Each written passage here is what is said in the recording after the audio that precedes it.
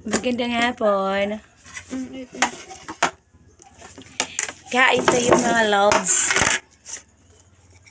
Sa ngayon wala talaga kaming ulam kasi nga wala talaga kaming pera.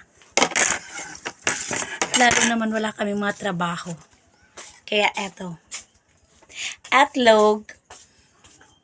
Paitlog-itlog lang. Sino yung masarap dyan na etlog?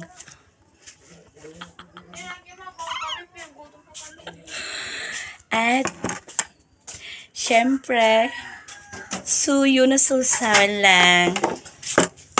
At ano ba yung pangkag nito? Hindi ko alam talaga kung ano pangkag yung Tagalog. Ano ba ito? Tubod na ganun. Wala, tawa yung sa paas. At mag-umpisa na tayo ngayon.